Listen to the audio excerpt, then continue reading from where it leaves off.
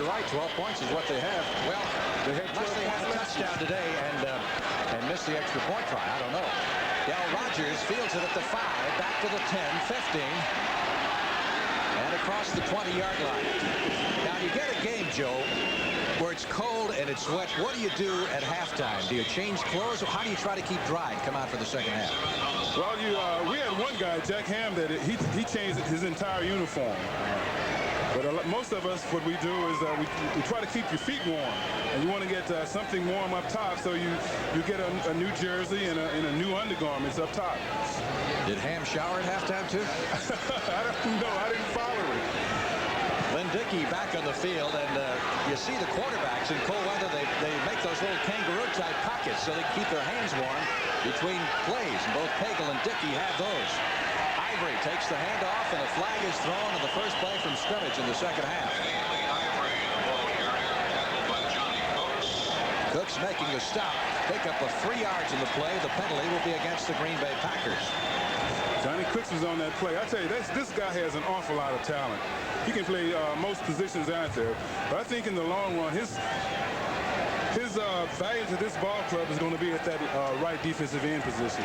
Here's the call from the referee, Red Cashin. Holding number 69 on the offense. Still first down. So that will move it back to the 12-yard line. It'll be first down 15. Cooks. Well, the Colts tried him at outside linebacker to start the season. After the strike ended, they put him at inside, where he played in college, and where he's really a lot more comfortable. And Cush told us yesterday they really made a mistake by putting him outside to begin with. He weighs 240 pounds. Fumble on the ball. The Colts have recovered. Anything can happen. Big defensive play by the young Colts. Fletcher Jenkins, number 94, a 7th-round draft pick, comes up with the fumble. Watch it again. I think we're going to see our boy involved here on this play. Right here, they do a good job of stacking it up. There's Wisniewski at the point of attack, knocking Gary Ellis away from the football. So the Colts come up with a turnover at the 15-yard line. You saw Jenkins pluck it out of the air. It never hit the ground after Ellis had the ball jarred loose. Pagel is still in there at quarterback. McMillan and Dickey behind it. Curtis Dickey up the middle to about the 11-yard line. A pickup of 3, maybe 4 yards in the play. The play we saw them working on yesterday in their short yardage and goal line offense that is, was Dickey coming out of the backfield, getting into the linebacker area on the outside. We haven't seen that yet. Second down, 7. Colts with the football just outside the Packer 10, 11-yard line.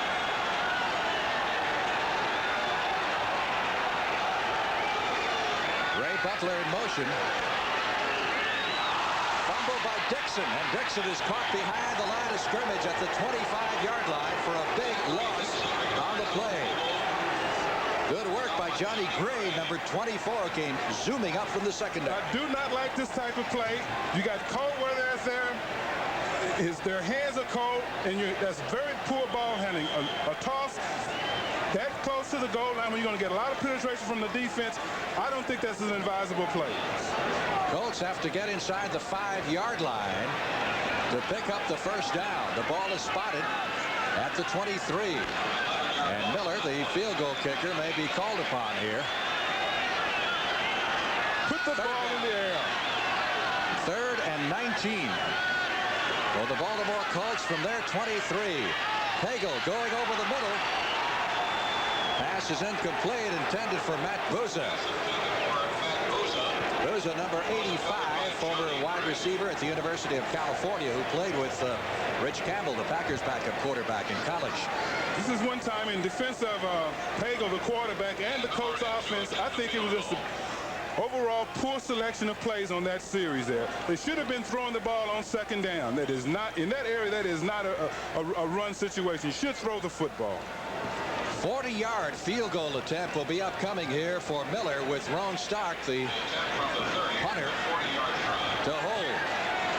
Miller's previous effort successful from 23.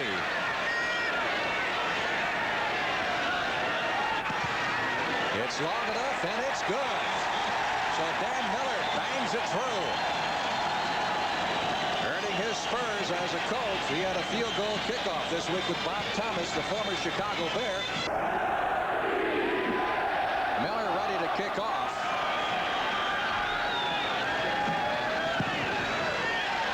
Del Rogers waiting for this one at the 10. 15-20. Skates across the 25 out to near the 30-yard line. Very little snow right now. It is really let up, but the forecasters say there's 4 to 6 inches in the forecast. There's the Colts scoring drive. How many times you see a scoring drive that went minus yards? I tell you, I wasn't too excited about that play selection. I could tell it didn't impress you particularly. You know, Miller's doing a good job of kicking those field goals, but he has to get a little bit more depth on those kickoffs. Packers 1st and 10 at the 30-yard line, leading 10-6 in a game that could go either way at this point. Lynn Dickey trying to set up strong. Flag goes down as Jefferson makes the catch. Diving catch at the 41-yard line. He got 10 yards and just enough for the first down. That is JJ's first reception. We talked to Frank Cush about John Jefferson, who he had in college. He just glowed yesterday. His eyes lit up and said he was the best, absolutely the best I'd ever had. Holding by the defense, number 96. Penalty is declined. First down. And the reason for that is the holding penalty only gives you 5 yards, and the reception would give you 11 yards. The penalty is on Dave Simmons, the linebacker for the Baltimore Colts. And the Packers will have a first down at their 41.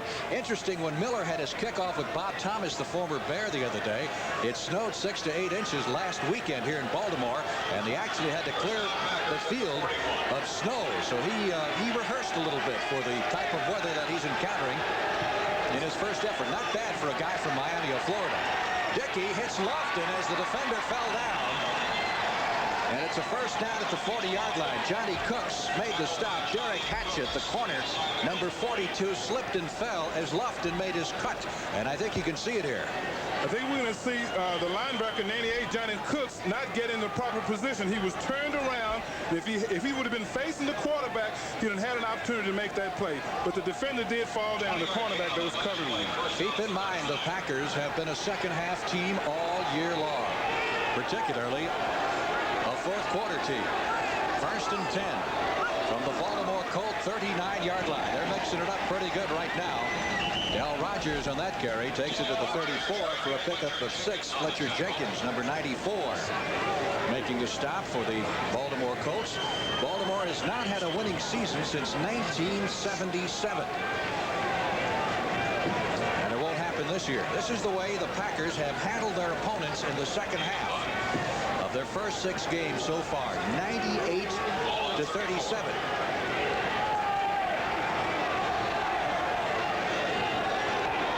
Second down, 5. Ball at the 34-yard line of the Baltimore Colts. Gary Ellis hanging on this time. Takes it down to the 32.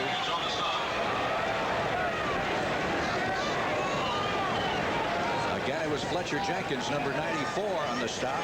7th-round draft choice. Ellis, refugee from the Los Angeles Rams, who was a big find for the Packers. Now in the 4th period, Minnesota still leading Detroit 24 to 10. Giants in Washington. Real tight one at RFK Stadium, which looks like it'll go down to the wire. And the Bears and the Cardinals are tied in the 4th period. 3rd down. Short 3 needed for the first down, and a big hole for Ellis. And he's got the first down and a whole lot of change as he takes it inside the 20 to the 16-yard line of the Baltimore Colts. Boy, that opened up. Yes, it did. And as I stated earlier, this is a very difficult play for the defensive lineman. You might see the nose tackle go the wrong way. You see that he got influenced out by the center, McCarron. He pulled him out of the way. And Nesby, right here, makes a strong hit, but Ellis runs right over him. And you don't see that happen too often to Glasgow because he is a very strong tackler. Nesby Glasgow, the leading tackler last year and this year as well for the Baltimore Colts. But the Packers have a nifty drive going with a first down at the 16 of Baltimore. Dive play to Ellis, who will take it inside the 14, perhaps as far as the 13-yard line. You know, Lynn Dickey has made only one previous appearance against Baltimore, but that's one he's not likely to forget. And that was as a Houston Oiler back in '73 when coming off hip socket surgery. He relieved starter Dan Pastorini and passed for 340 yards. Houston won that game 31-27, which ended an 18-game losing streak for the Oilers. 2nd and 7. Packers at the Colts 14. This drive started back at the 30-yard line. Ivery trying to cut back, but the Colts wouldn't let him. He got a yard and certainly no more than that, as he was contained by Barry Krause, number 55. Number 1 draft pick in 1979 for the Baltimore Colts. Houston has scored on Philadelphia, but looks like the Eagles have too much. They ran up a 21-0 lead and now lead at 28-14. And how about this? The Browns haven't showed anything since the strike, and they're taking it out on your old friends. Neither has the Steelers since the strike. Well, they've had a tough time scoring, haven't they? Yeah, they have had a tough time, but they pin an awful lot on Terry Bradshaw. 3rd down 6. That'll be close, but not enough for the first down, as Del Rogers carried to the 8, maybe the 7-yard line. They need to net the 6 to pick up the first. They look to be a good yard short. Jeff Delaney, number 34, and Darrell Hemphill, number 26, on the stop. Well, Dickey indicating the yardage needed to Bart Starr. Let's see if they're going to call time here. Yes, Bart indicating that he wants a timeout to discuss the situation. They have a 4th down upcoming. They'll need about a yard for the first down at the Baltimore Colts 6-yard line with 8.5 minutes. The Packers have opted for the field goal try, which would give them a 7-point lead. What do you think about that strategy? And the Baltimore Colts are not known for scoring touchdowns this season, so it's probably a pretty good strategy. Well, the Packers relied on their defense. First of all, Stenerud has to come through here from 25 yards, which he does. Field goal good from 25 yards. So the Packers lead is at 7 points. 13-6 with 8:23 left to play in the 3rd period, as Bart Starr stays conservative for the Packers. Baltimore Joe, I am sick and tired of listening to you complain about the cold weather, so I've got you a pair of long johns. Now put these on and don't bother me the rest of this football. Oh, boy, I tell you, the wonders never cease. Kickoff time for the Green Bay Packers as Jan Stenerud puts it in the air. Coming down to the far side. And Matt Bouza managed to fail the kickoff, fumble the ball, but the play had been whistled dead. There was a penalty marker down in the play. Right size for you, Joe? I think I could do something with them. I'm accustomed to wearing them in Pittsburgh. I wore them quite a bit. Never have I heard a guy moan and groan about the Colts so much in the booth.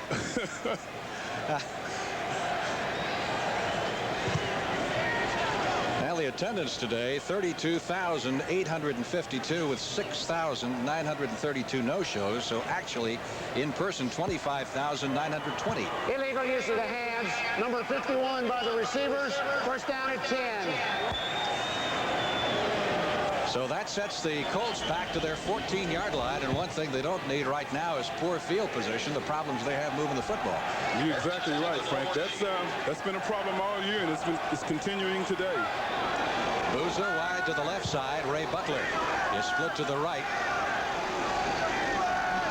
Pagel has gone all the way at the quarterback slot. McMillan taking the handoff up the middle to the 16-yard line. Keep in mind the Blue-Gray Football Classic coming up from Montgomery, Alabama on Christmas Day. And then, of course, that'll be followed by the 49th edition of the Sun Bowl, North Carolina and the Texas Longhorns. You know, Frank, I'm kind of getting like the fans here. You know, first down, right now, they've been running the ball, and they haven't had any success with it. So the thing to do is to try to throw the football. It doesn't have to be a high-risk pattern. I recall them throwing on one first down, and that one was early in the game when Pagel threw out of the end zone and tried to hit Butler. Here's a whistle, and that may be too much time. Now the 30-second clock still has 7 seconds showing, so that can't be the case. So let's see what Red Cashin and his crew come up with here. Well, now that's a new signal. You got me on that one, Frank. That one looked like no more snow is what he wanted. Signaling upstairs. I have never seen that one. Second down. Colts need 6 for the first down. Pagel grew up in Arizona, so this isn't really his type of weather. But he's a very confident young man, as we found out yesterday. He thinks he's going to keep this quarterback job. Here's Pagel on the roll. Sideline throw, completes it to Matt Bouza, and Bouza is dropped at the 35 after picking up the first down. Mike Douglas made the tackle. Good route by Bouza. I wonder what is the thinking here, you know, because he drops back right here and he throws the ball on like he's been doing it all day, and that's just no big problem with him. So why don't they do it more of this? The first down. I'm sure the fans would love to see them do more of this. Bouza taking in the pass.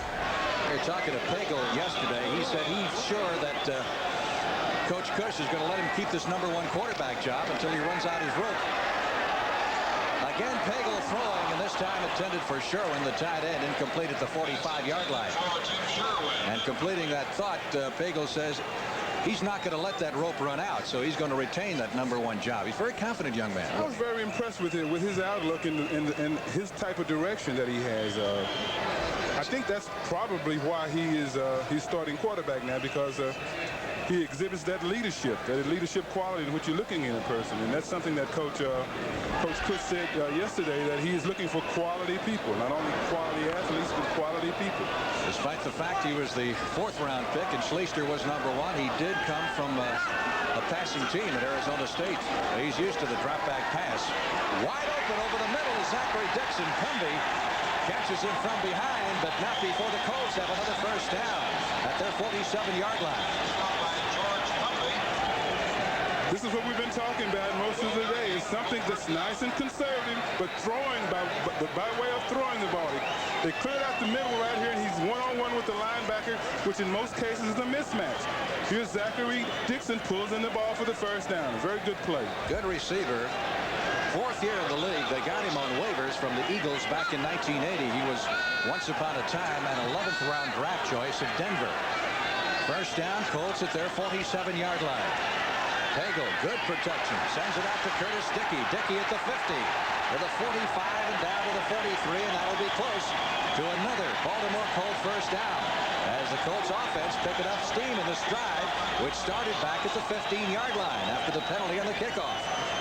Well, yesterday, Zeke told us that this is what they wanted to do, but why they took so long, I don't know. You're going to see a good block right here coming out of the corner of your screen. Boop, right there.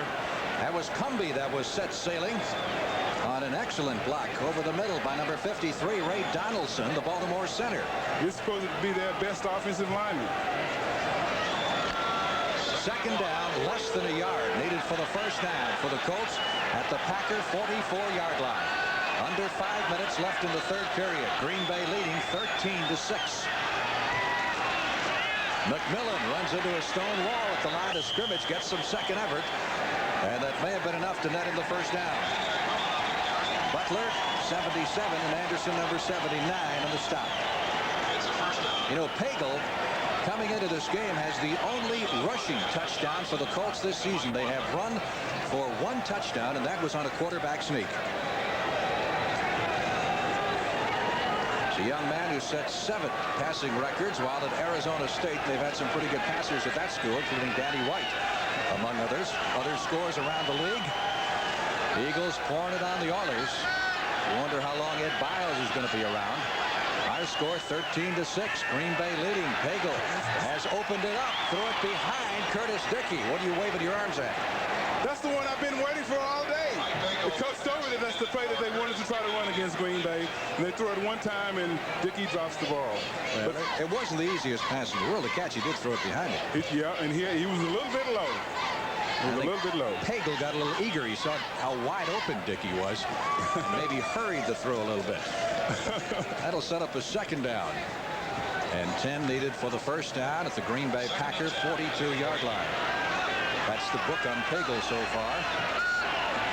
Butler to the right side, Bouza to the left. Bouza fills the spot formerly held by Roger Carr. Nice hole for Dixon. He's down to the 30, to the 25. And it's a first down for the Baltimore Colts. Zachary Dixon, number 31, picks up the first. Mike McCoy made the stop, number 29. And save the touchdown for the Green Bay Packers. You're going to see Tim Sherwin and Huff do a good job of blocking here, and they congratulated themselves because of that. Cross made the tackle on Anderson, number 59. Then Dixon did a good job of cutting back and reading his blocking and gaining the first down. So the Colts, who have had problems moving the football long distances this year, they've had just 2 touchdown drives that went better than 80 yards. They're trying to get their third on the book. The ball is at the 26 of Green Bay, 1st and 10. Pagel giving to Dickey over the left side. Dickey, when he came to the club as a #1 pick a couple of years ago, they weren't quite sure they wanted to play him at running back or at wide receiver.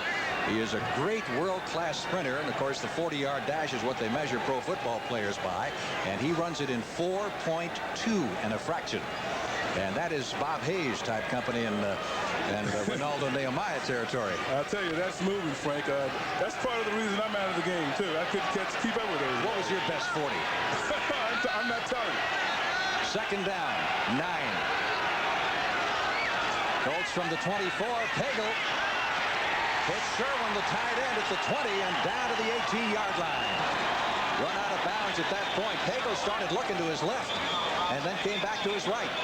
With good reason, because Cumbie had jumped on that play pretty good. He had Dixon covered out in the left flat, so he had to come to his second receiver.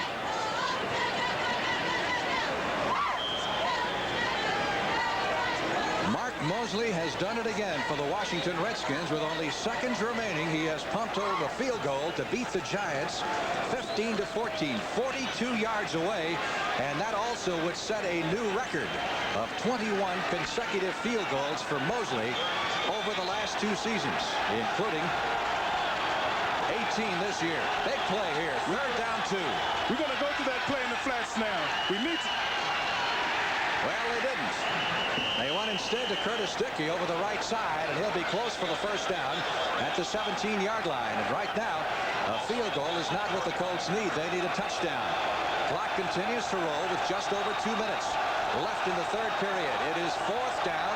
They have less than a yard left for the first down. On that 3rd down play, Frank, we needed that little play out in the flats that he threw to Dickey earlier. It was on the tight end side, and the linebacker was going to be covered by that tight end. It was going to take him out of position. They can get a nice, safe 4 or 5 yards. That's what they needed. A lot of these fans are on their feet right now, imploring the offense to keep the drive going. 4th down and a yard from the 18-yard line. Cleveland Franklin is in the backfield. Pagel going to try to run for the first down, left something behind the football, and the Packers will take over at the 35. Pagel put it on the ground, as they say, and Mike Douglas, number 53, was there. He seemed to be unsure if he wanted to run or if he wanted to throw. There was nobody to throw the football to, and he took the wrong time to go to the side of Mike Douglas. Right here, McCall was in the play, and Douglas. Frank Lieber with Joe Green at Memorial Stadium in Baltimore, Maryland. Big play by the Packer defense. Turns the ball over. Frank Kush a little frustrated right now by his offense's inability to put the ball in the end zone. Packers 1st and 10 at their 34-yard line. Look at this. A pass off the reverse, left and thrown to Jefferson, who is wide open. And out of bounds at the 24-yard line. The Packer reverse, which normally winds up with Lofton running the ball. This time he threw it, and not bad. This is a classic type of play you come up with when the offense does not get a score or does make a turnover like they did. When they're a little bit down mentally, you come up with a trick play, try to get the big play, and this is what they did. Lofton was once a quarterback, I think, and he throws the ball right to John Jefferson. I think he was a quarterback in high school. He was, absolutely. There's no one within 20 yards of him. The ball hung up there forever, but he still was able to make the completion. So the Packers with a first down at the Baltimore Colt 25-yard line have turned this thing around, and Del Rogers is shoved back after a pickup of a yard. I'll tell you one thing, this Colt defense isn't giving up. They're angry now. They are, man. You can tell it. Coach Cunningham was telling me yesterday that that's one bright spot about this ball club, which that they do not give up, regardless of what's going on. They do not give up. And if any team is going to give up, what happened on that last series is a reason to give up.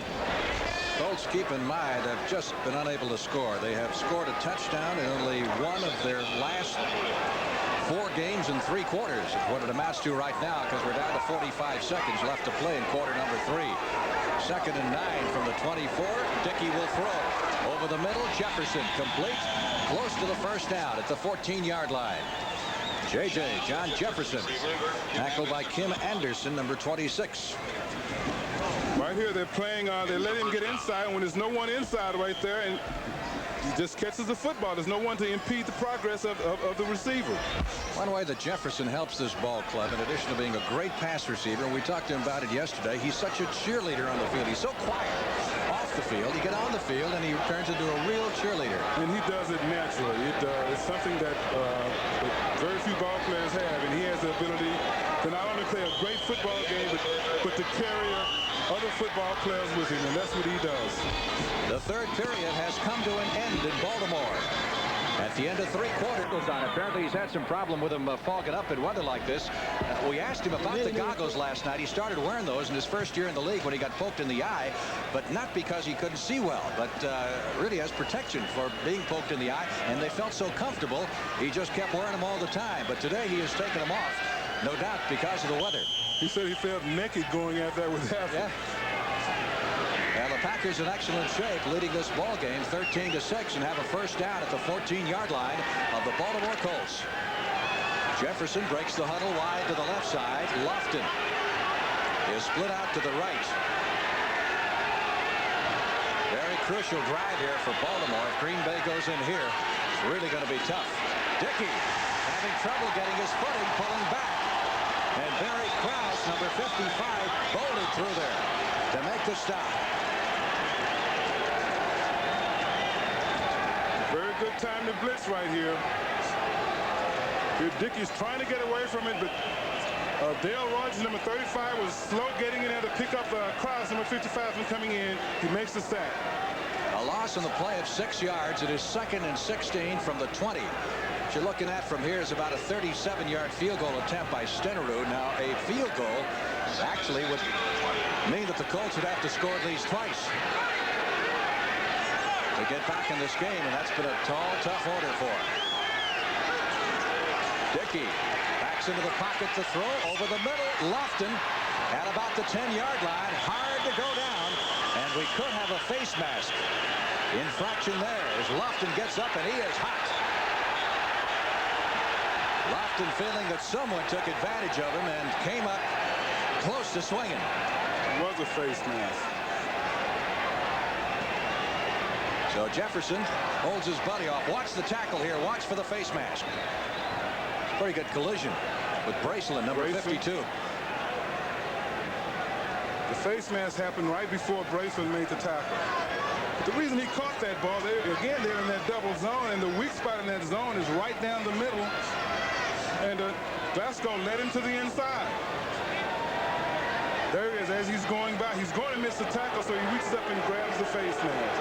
He's probably a little bit upset with him because he knows he wasn't supposed to let him inside. Face mask by the defense, and it's still 2nd down. So that moves it down to the 5-yard line.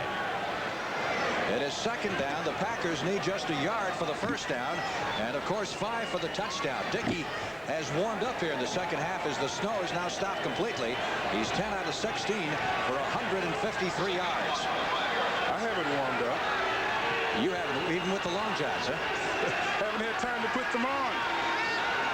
Ivery and Ellis, the setbacks. It is Gary Ellis who gets the call over the left side, and he's down to around the 1-yard line. That will give them the first down. It'll be 1st and goal to go. That was the biggest surge that the Green Bay has had today from that offensive line. You could really see them take off. They just pushed the Baltimore Colts defensive line back about 4 yards.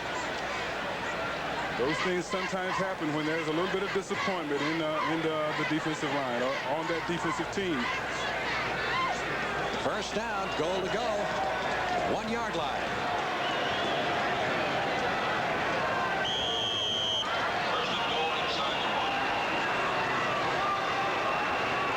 Ellis and Ivery behind Lynn Dickey. The rest of the tee, as you can see, is in tight. Ivery trying it over the left side. No touchdown indication. He apparently did not get in, and Ivory's a little hot about it. Offsides. I think it's offsides on Baltimore. Take a look at Cooks here, number 98 of the Colts, from the end zone view. I tell you, if I was a running back, I wouldn't want to meet him coming over the top like that. Oof. That's 245 pounds that can run a 4.6.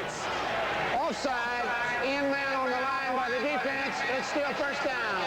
So the Packers get yet another break. Offside against the Colts.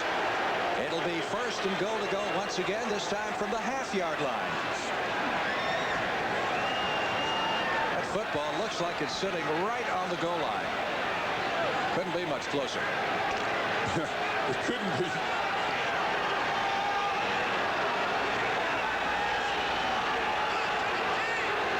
Dickey trying to guide the Packers in. Gives to Ellis. The Colts do not yield. It will be second and goal.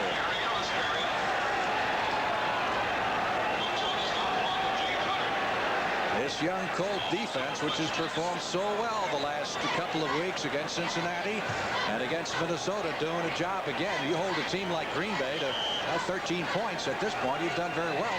If you get any help at all from your offense, which the Colts aren't getting. They'll be very much into this ball game right now. But they are they're playing real tough down there now. But their backs are against the wall, to say the least. Second down, goal to go from the 1-foot line. Ivery smashes over for the touchdown. Eddie Lee Ivery scores. He was determined to get in that time. And that makes it a 19-6 ball game. Boy, he was really coming. He wanted this touchdown. He's going to be led in here, too, by Gary Ellis. Right here, he led the way, and Ivery just broke through, right through the tackling right there. Eddie Lee, who has come back from 2 serious knee operations.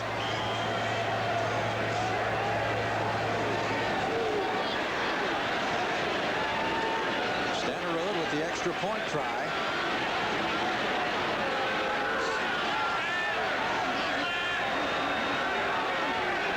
This victory, if the Packers get it, would be their 5th of the year. The kick is good, and most speculation has it that 5 victories will get you into playoffs. That's what Eddie LeBaron told us a couple of weeks ago in Atlanta. We'll return. There's Johnny Cooks, demon defender of the Baltimore Colts, as Stenerud kicks off. Larry Anderson, the ex-Steeler, from the 10 up to the 15-yard line and tripped up at the 20. Baltimore's 1st and 10. You know, Cooks, when we talked to him yesterday, one thing that impressed me, he said, I don't like this losing business. I'm a winner. I've been a winner all my life. I played on winning teams. And we're going to turn this thing around. Which impresses you? Timeout here in Baltimore. 1st and 10 Colts. First meeting of the Packers and the Colts since 1974. And the Packers lead it 20-6. Colts from their own 20. No quarterback change. Pagel is still in there and comes out throwing on first down this time and completes the pass. Over on the far side, not quite enough for a first down as Randy McMillan pulled it down, and John Anderson immediately made the stop on him. So the Colts going to have to go upstairs now to get it going. McMillan is the young man who was a #1 draft choice from Pitt a year ago and broke in the league with a 146-yard rushing day against the Patriots, the second best day for a rookie ever in Baltimore history. But he's had a tough time getting going this year, particularly after the strike, as so many players have. I think he's one of the finest fullbacks in the league, too, Frank. Second down 4. They got 2 great runners back there if they get some help in that offensive line. Zachary Dixon trying to do a little dipsy-do, and it doesn't work. And he is stopped at the 25-yard line. A little bit too much jitterbugging there. And, of course, the clock now working in Green Bay's favor, moving as the Colts keep the ball on the ground. Have a 3rd down and 5 upcoming. Mark Murphy, number 37, making the stop. Second-year free agent for the Green Bay Packers. Well, now you're at 3rd down and you have to throw. 2nd down would have been an ideal time to throw when it's an either-or situation. The defenses are not as set for the pass as they would be right now. Butler and Bouza both wide to the right side. They've got Dickey in the slot off to the left. One running back, and that's McMillan, and Pagel running out of the the pocket to the 30, up to the 35, and picks up the first down at the 39-yard line. Very mobile young man. I like him as a quarterback, Frank. You say he has confidence. He believes in himself. And right there, as you stated, very mobile. So the officials will mark it at the Colts 39-yard line. With 11 and a half minutes remaining, and the Packers leading 20-6. Casey Merrill, number 78, chased him down at that point. Baltimore has San Diego in San Diego next week, and then close here in Baltimore with Miami. Bouza makes the catch at the 50 and is down to the Packer 42-yard line. In fact, the Colts have probably the toughest schedule coming back after the strike of any team in the National Football League. They have not played a team this year under 500. As always, we start this just a little too late. Very crisp pass right here to Bouza in between two defenders. Again, good for the first down. But they're starting this attack a little bit too late. Now they figure the game is not close, so they're going to go and open up to what do they have to lose. They should have done this earlier. What is it? Everybody relaxes now a little bit? Is that it? It's not that they're relaxing, Frank. They're going to a different type of game plan. First and 10, Baltimore at the Packer 42-yard line. Curtis Dickey, former Texas Aggie, on the pitch down to the 38. Until this play. We told you what the Baltimore Colts have left at San Diego and home against Miami. That'll be a beauty here on January 2nd. With the weather in this part of the country, and the Packers are on the road for their last two games at Atlanta and at Detroit. And after what Detroit did to them last week, you can see why they were eager to win this game and more or less assure their spot in the playoffs. Two games upcoming on the road, and they're of course hoping to clinch a home field advantage in the playoffs, which would put them back in Green Bay the weekend of January 9th, the first week of the Super Bowl tournament. Blitz by the Packers, and Pagel dancing out of it. Gets rid of the ball. Intended for Butler, but a little bit tall. A little bit tall, I tell you. He did a very fine job of avoiding the rush there. They had a good pickup there on Mike Douglas, who was coming from a weak side position. And he had to jump over another defender, but in that move, he threw the ball just a little too high. You want to read the score? Final score? Oh, Frank, that's heartbreaking. Huh? Cleveland 10, Pittsburgh 9. That's a final score. The Browns have beaten the Steelers. Steve Cox took a safety for Cleveland with 6 seconds left to play. It would have been a 10-7 ball game otherwise, but they took the safety. And the final score was 10-9 as the Steelers lose again. Third down, 6. Colts at the 38-yard line of the Packers, and Pagel trying to get his footing on the slippery turf. Couldn't get it going. And was trapped back at the 45. Casey Merrill, who is a pass rush specialist for the Packers, number 78, swooping in that time. He just couldn't get planted here. No, he didn't. Right here, he did a good job of beating on the left side, right, number 78. He did a good job of beating the rookie 75 Crouch. And sacks the quarterback. Don't happen every time. 250 pounds on a 200-pound quarterback. Roan Stark blowing on his fingers to keep him warm. Snap a little bit high, but the left-footed kicker gets it away. F signaling for the fair catch at the 10-yard line. That's where the rookie from TCU flags it down, and the Packers will put it in play from there with 9 minutes and 7 seconds left the Super Bowl tournament, which gets underway January 9th. Packers with the football, first and 10 at their own 10-yard line. Would like a nice long drive here to run out the clock as they give it to Eddie Lee Ivery up to the 14. And as you well know, Joe, that home field in the playoffs means a lot. Oh, it certainly does, Frank. At least where I played football up in Pittsburgh, you know, we won 4 Super Bowls, and we only won 1 game on the road. That was at Oakland in 1974. So that's what teams are fighting for right now. Not only the opportunity to get into the playoffs, but the first 4 teams to make it to the playoffs with the best record will also get the home field advantage. And the Packers are in position to be one of those teams if they keep on winning. I wouldn't want to go to Green Bay on January 8th, I guarantee you. Second down, 6 from the 14-yard line. The rookie, Del Rogers, as we get a penalty marker thrown up to the 15-yard line. John Thompson, number 99, second-year tackle from North Carolina and a former number 1 draft choice of the Colts, making the stop. What Green Bay would like to do is reestablish themselves as an offensive football team and still run out the clock. I would think that they would work on some things that have been problems to them of late. That is instilling some confidence in that offensive line, running some of those plays that they've been having problems with, and try to gain some momentum going into next week, which should translate into some momentum going into the playoffs. Holding during the run. Number 82 on the offense. Still second down. Penalty is against Paul Kaufman. There's head coach Bart Starr of the Green Bay Packers. Although he's had considerable experience against the Colts during his 16-year career as a player, he today makes his first appearance against Baltimore as a coach. Last appearance in '74 of Green Bay and Baltimore. He started coaching the Packers in '75. Third down, long yardage play. They give it to Eddie Lee Ivery. And Ivery is out across the 10-yard line to about the 12. Not nearly enough for the first down. Third down upcoming. They need 8 for the first. Penalty, of course, on the play of the holding call. And the down was wiped out. Still a little bit of light snow falling here at Memorial Stadium, but the way it was coming down in the second quarter, you'd have thought we'd never see a yard line marker again. It looks to be, to the naked eye, in pretty good shape. Although from the slipping and sliding, you know that isn't the case. Packers have a third down, 8. Rush on Dickey. And he is spilled back at the 3-yard line. So that sets up a punting situation. Okay, you're Cush now. You tell him, go get him, go get the punter.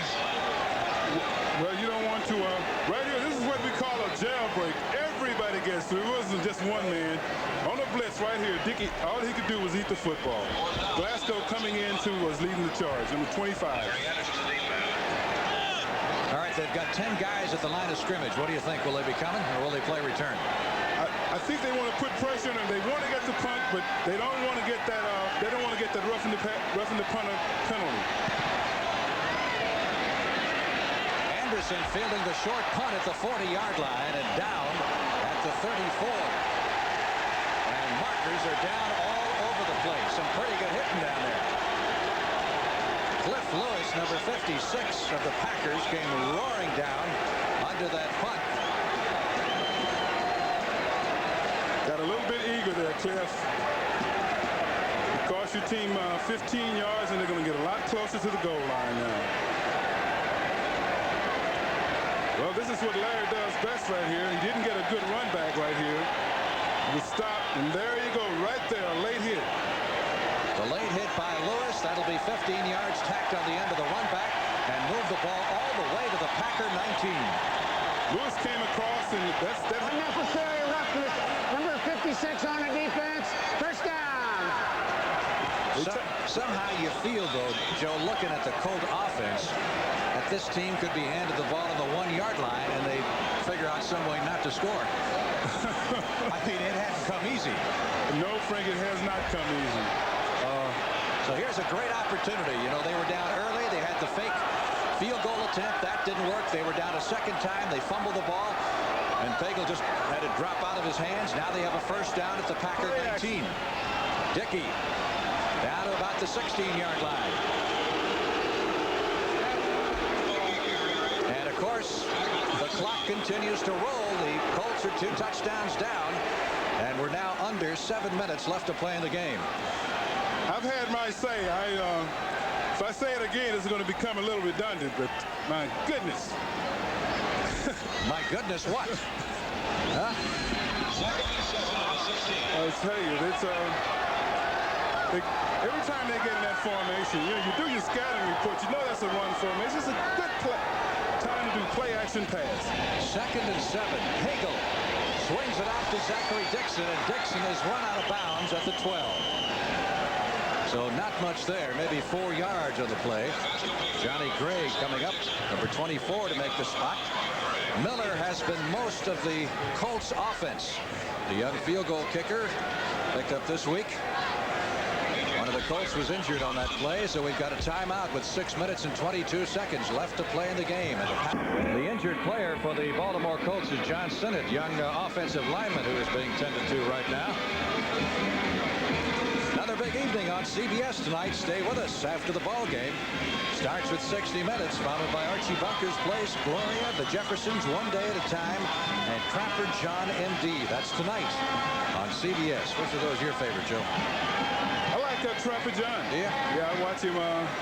Anytime I can get home, I watch them. And when I don't, the kids tape it for me. You watch soap operas during the week, do you, Joe? Only when I'm at the barber shop.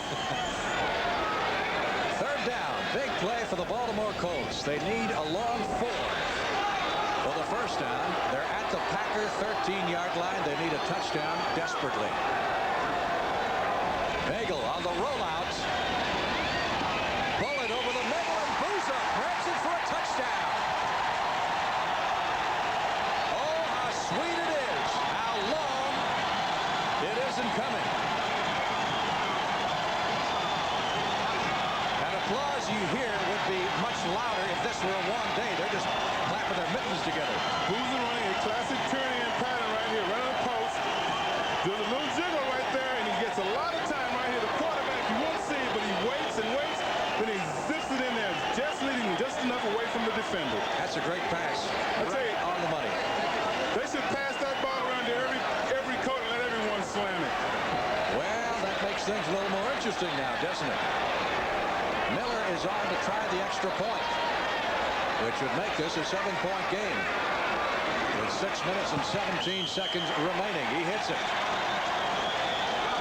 At long last, the Baltimore Colts offense has produced a touchdown, and these fans are getting excited all over again. Green Bay. Colts fans are alive, and the Colts players appear to be pumped up too. Miller sending his kickoff down to Del Rogers at the 10. Back across the 20 and out to the 25-yard line. And that's where the Packers will put it in play. There's been a lot of talk this weekend about the Colts getting that #1 draft choice, and maybe they shouldn't win one of their 3 remaining games, so they have that shot at John Elway. What do you think about that type of thinking? I think that's counterproductive. You know, you want to try to instill in these ball clubs that the goal is to win. Not at all costs, but the goal is to win. And you can't do that when you're going out not necessarily putting forth your best effort. Fans here, some 25,000 strong, about half capacity, imploring the Colts defense here to rise to the occasion and get the ball back. Dickey looking long, sets up a screen the other way to Jim Jensen, and Jensen slips and falls, gets up again and goes. And when all is said and done, he got back to the line of scrimmage. I want to tell you, Braceland did one heck of a job of reading that screen. He was over there all alone, had 2 blockers on him, and he almost made the tackle. There's the time factor working against the Baltimore Colts right now, who trail 20-13. But the Packers need to get a drive going to consume some of that clock. Now the Packers are a playoff team, and they're hopefully playoff bound. To show the real character of this ball club, they need to go in and score this touchdown with no time left on the clock. They want to reassert their authority here and show the Colts who's boss. Dickey with a pretty productive afternoon, considering the elements at all. No interceptions, sharp contrast to last week. Big rush, gets the pass away, but it's short of the mark. As the Colts came blowing further that time, and Dickey had to hurry his toss. Intended for Rogers, and he couldn't get back to it again. Braceland, number 52. Well, Coach Carson, the defensive coordinator for the Colts, said that they wanted to blitz Dickey a little bit, and they wanted to fake some blitzes and try to confuse him. This time they came with the blitz, and it was successful for them. Starting to snow a little bit harder now. Third down. Packers need 10 for the first down from their 25. And the momentum appears to be shifting. This time they're going to fake it and pull out. It's like he might be calling an audible here. Floats it out for Lofton. Lofton down at the 50-yard line. He may have pushed off. We had a flag thrown where he caught the ball, and the Colts are demanding that the penalty be called against Lofton. It looked like he may have shoved off against the defensive. It's offense. He did. It is. It's against the Packers.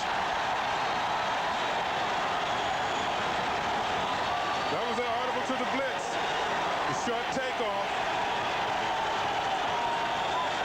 Lofton pushing off on the defensive back. Offensive pass interference. So the down will remain at third. But the walk-off will move the ball back to the 15-yard line. Here's the call from the referee, Red Cashin. Pass interference. Number 80 on the offense. Still third down.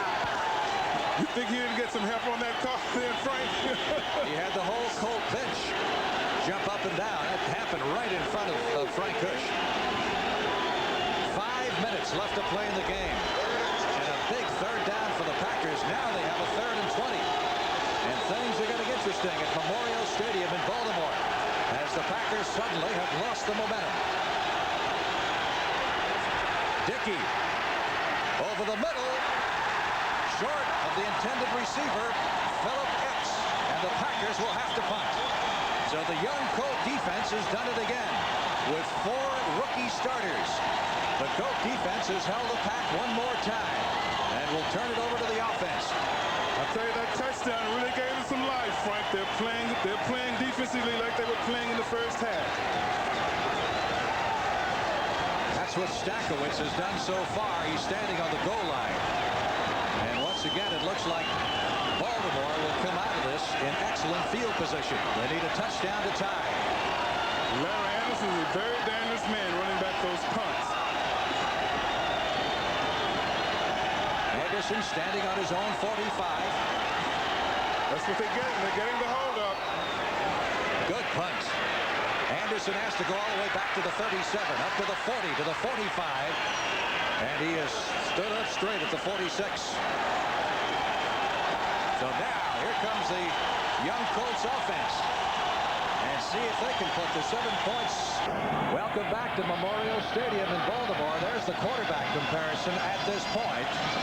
Lynn Dickey has had the better of it. The Packers have run the football a little bit better right now. But the score is in the Packers' favor, 20-13. But the Colts obviously have the momentum now at their own 45-yard line.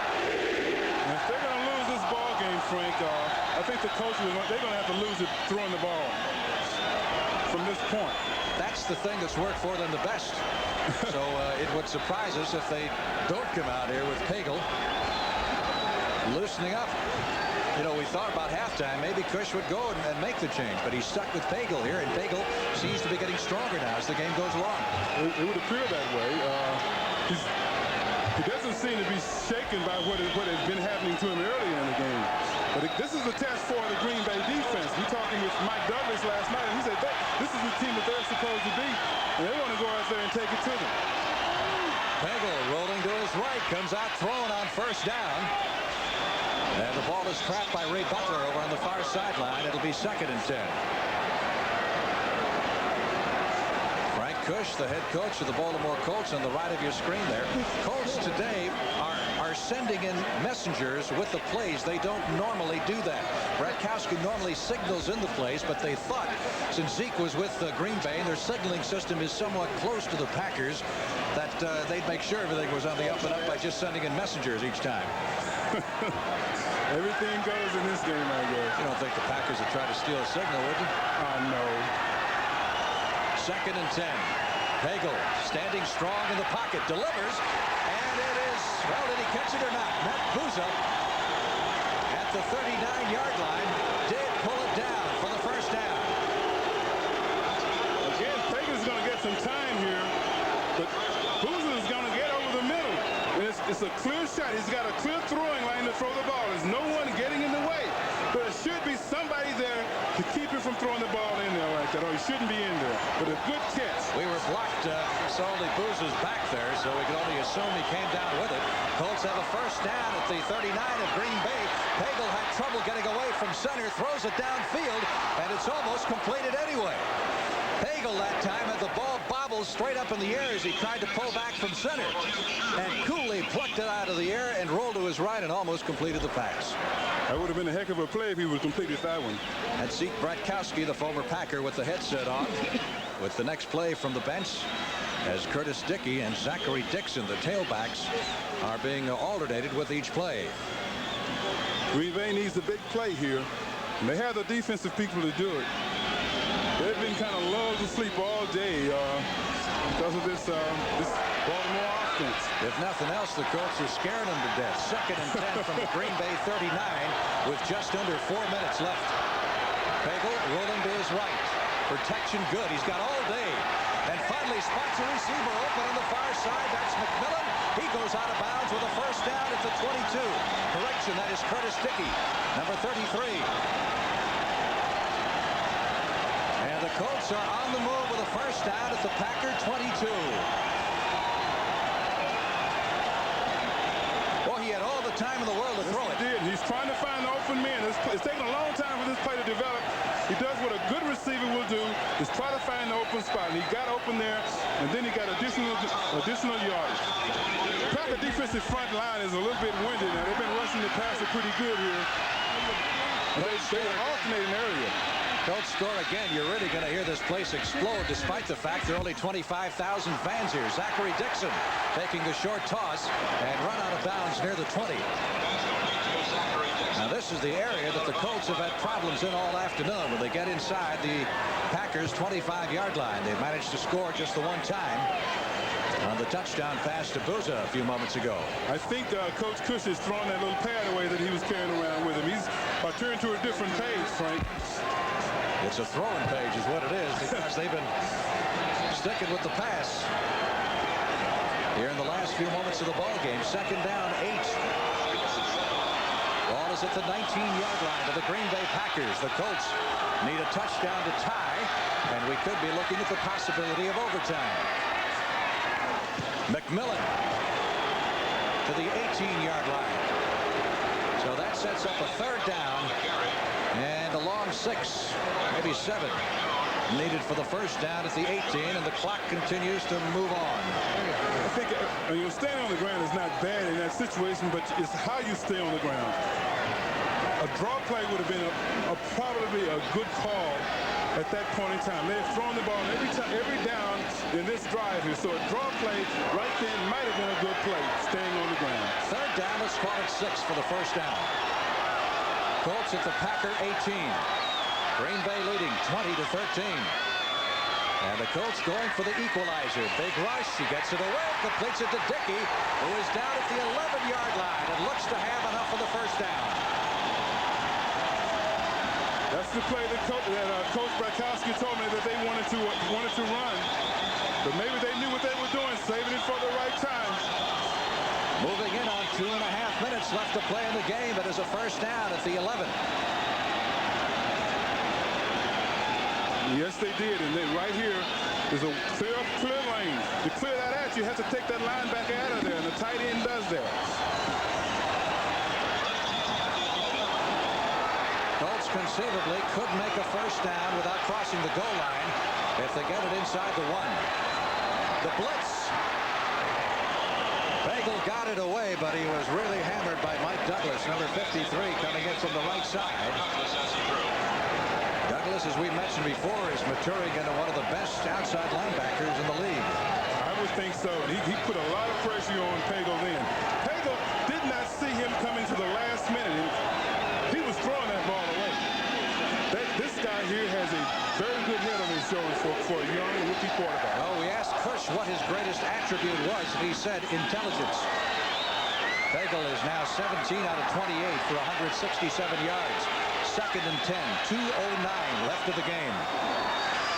Pagel over the middle, and this one is almost picked off. First of all, Dickey had a shot at it on the goal line, and he couldn't hang on to the ball. And then Maurice Harvey, number 23, got his hands on the ball and couldn't hang on. That would have been a super play there, Frank. But he would have to turn his body around. It was a little bit behind him. This next play should run us down to the 2-minute warning. It is 3rd and 10 for the Baltimore Colts at the Green Bay Packer 11-yard line. There have been some great games between these two teams down through the years, with a lot more at stake than there is today. These two teams are slugging it out in the best tradition of Colt Packer showdowns. Pass down to the 1-yard line. That may be good for the first down.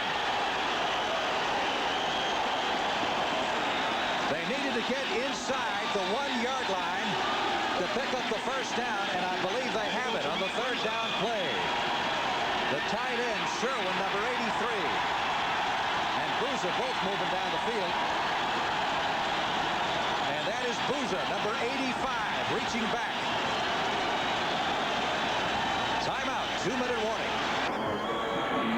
Measurement during the timeout indicated the Colts did pick up the first down, so it'll be first and goal from the 1-yard line. Bouza's catch was his 5th of the afternoon for a total of 73 yards and 1 touchdown. Bouza is a young man who went to camp last year with the San Francisco 49ers, was cut, didn't play at all during the regular season, and then was brought in this year when the Colts, of course, traded Roger Carr to Seattle, the disgruntled wide receiver. And he's done a pretty nifty job for a guy who didn't cost him anything. Certainly has. I think he was under the tutorship of Bill Walsh out there, and they was trying to get him to run those nice classic patterns like Crawford. Possession type receiver. 1 minute 55 seconds left to play. The Colts have been outscored by a bunch in the 4th period this season, but not today. They have taken it to the Packers here in the last 7 or 8 minutes, come up with 1 touchdown, and are about to push another one across, which would, with the extra point, tie this game.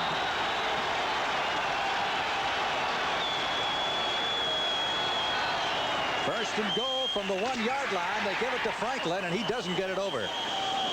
Pretty good crunch. That's how much they need. As Pagel signals to Zeke Bartkowski. Cumbie made a real good hit on it. He got underneath the blockers and just stopped Franklin right in his tracks. McMillan comes in with the next play. Second and goal. The ball at about the 1-foot mark. Dickey 33, McMillan 32. The setbacks. Nope. Whoa, look at this. McMillan spins off the tackle and scores. He ran into a stone wall at the line of scrimmage and spun off the tackle and scored.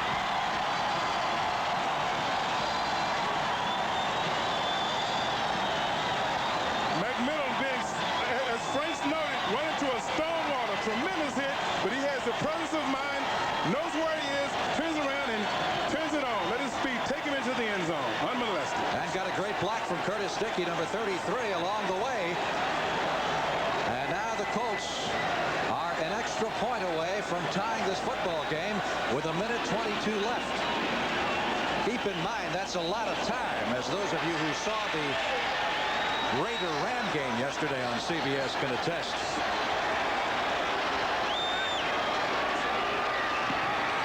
Miller rams it through, and we're tied at 20.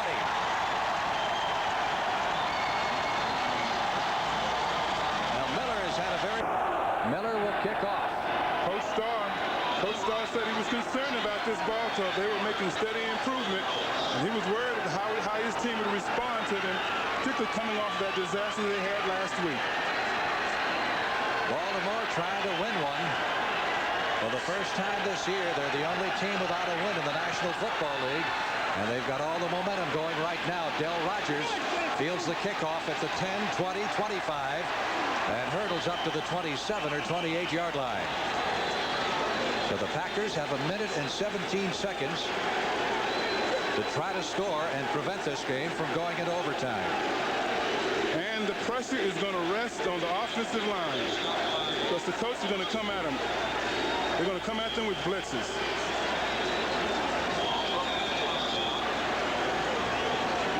Packers appear to be short of players or something. Now they're indicating over to the bench. They need a tight end, and now Kaufman returns to the huddle. Frank Kush conferring with Zeke Bartkowski. Have you seen Gary Lewis in the game today, the tight end for Green Bay, 81? I haven't. Like Thompson caught the touchdown pass earlier. Dickey is looking for Lofton. Almost had it picked off. Lofton double covered on the near sideline. Excellent defense by Larry Anderson, number 30, who stepped in front of Lofton. and got his hands on the football.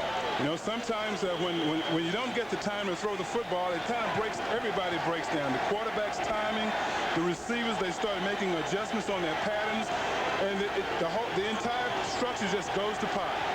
Packers have 2 timeouts left. Baltimore has all 3 of their timeouts. 2nd and 10. Packers from their 28. They know they're in a battle right now.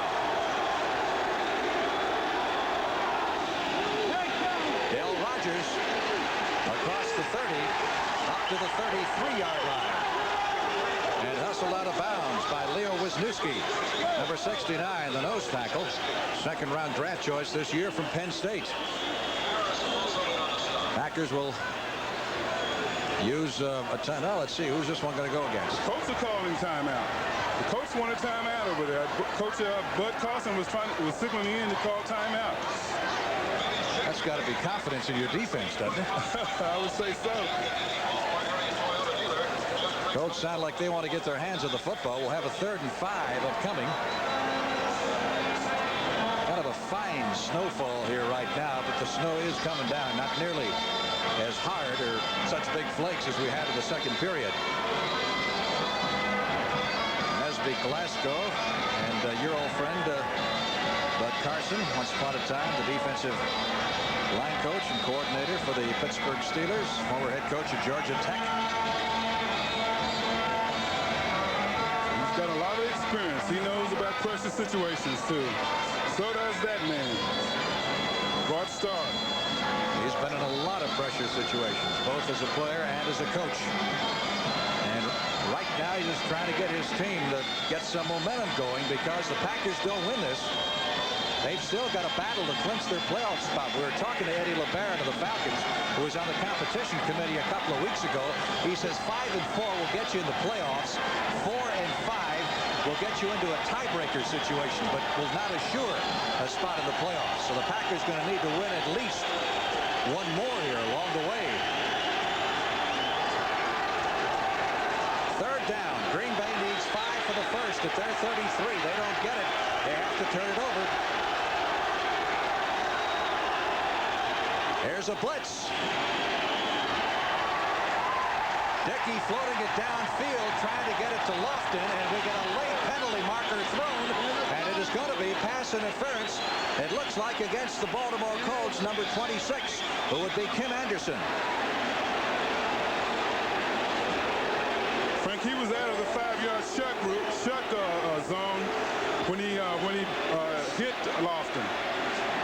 And Lofton, and the ball was in the air. And that carries with it,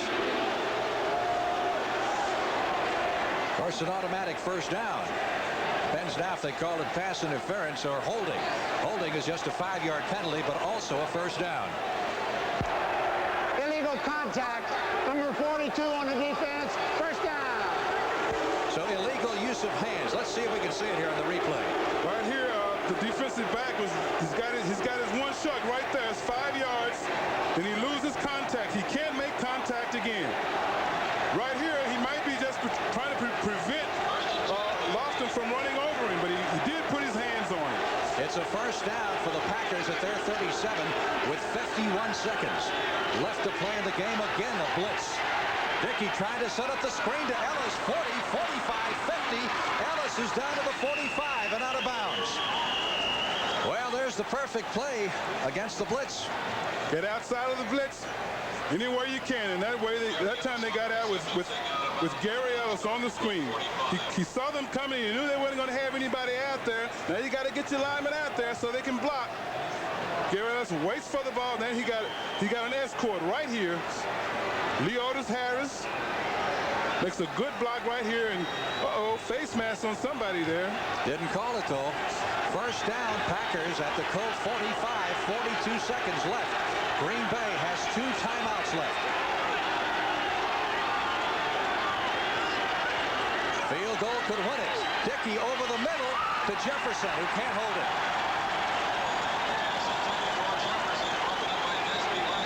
Intended for John Jefferson. defended against by Nesby Glasgow. Did a good job helping strip him of the football. Certainly did, because he made that critical mistake. The middle was wide open. He is not supposed to let that receiver get in there. And when he did, he had to go over the man to try to get the ball, and he almost was a pass interference on that. For the record, Stenerud's longest field goal attempt is, or the successful field goal attempt is 42 yards. So the Packers are going to have to get a lot closer to give him a shot at it. 38 seconds left in the ball game. 2nd and 10. No blitz this time. Dickey gets the pass away, and again, good defense. Ellis, the intended receiver, he claims he was interfered with, but Greg Braceland, number 52, got that right arm in there and batted the pass away, and it'll be 3rd and 10. John Thompson put a strong rush on Dickey. Dickey got hit as he threw the football, and he got hit pretty good. 3rd and 10 with 34 seconds left in the game. Dickey now 12 out of 23 for 170 yards. Packers got to be concerned about getting a first down here. Keep this drive going. They're too far out to attempt a field goal.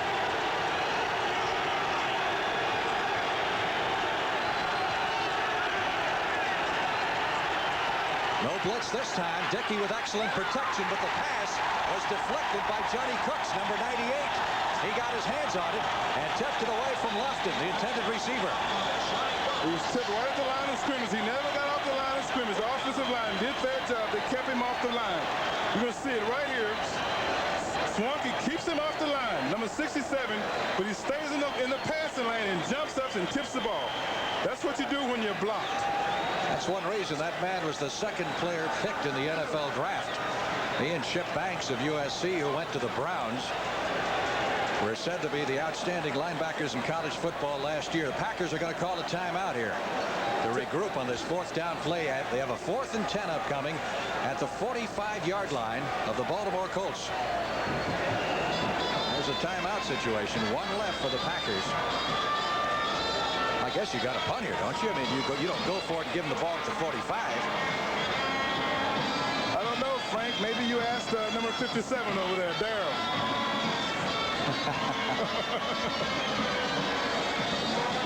Go forth.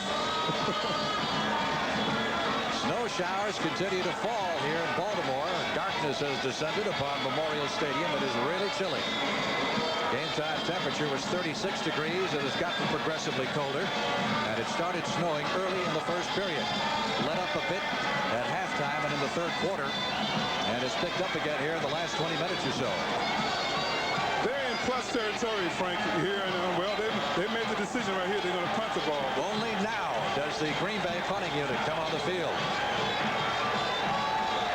So the Packers, in essence, saying we'll have to settle for overtime.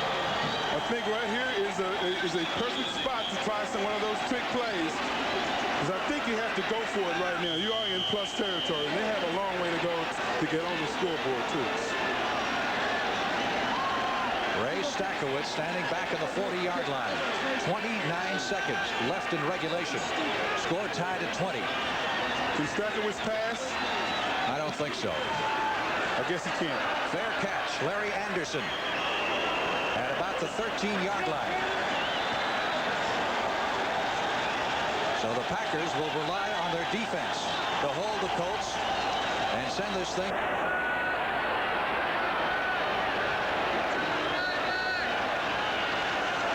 That's what the Colts are going to do. They're going to take their chances with the overtime period.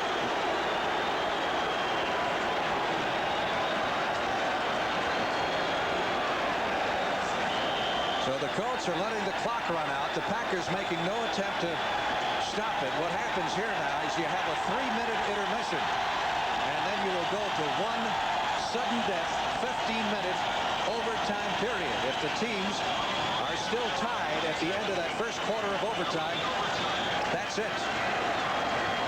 But we'll have a coin toss like we normally do. Tied, it goes into the books as a tie. Otherwise, the first team that scores in any manner, field goal, touchdown, safety, you name it, wins the game. Del Rogers is deep, and Miller is ready to kick off for the Baltimore Colts. The Colts looking for their first win of the year. The Packers trying to nail down a playoff berth. Rodgers waiting at the 10. Across the 20-yard line and out to the 25. Maybe just short of the 25. You been in any playoff games, Joe? Been in a couple of playoff games. Players really don't like playoff games. You know, you spend yourself for 60 minutes and you'd like to think that that's enough. But then the overtime games, you know, in particular when the weather is bad like it is now, you want to get in and celebrate that victory. But as the Green Bay Packers and the Baltimore Colts, I'm sure can wait till this game is over because they want to go in victorious. 1st and 10, Packers at the 25-yard line. You get down to the final 2 minutes of this period, and it becomes like the final 2 minutes of the half of the game, even though it's just one quarter. Dickey passes tipped and intercepted. Picked off by the Baltimore Colts at the 43-yard line. Looked like Anderson.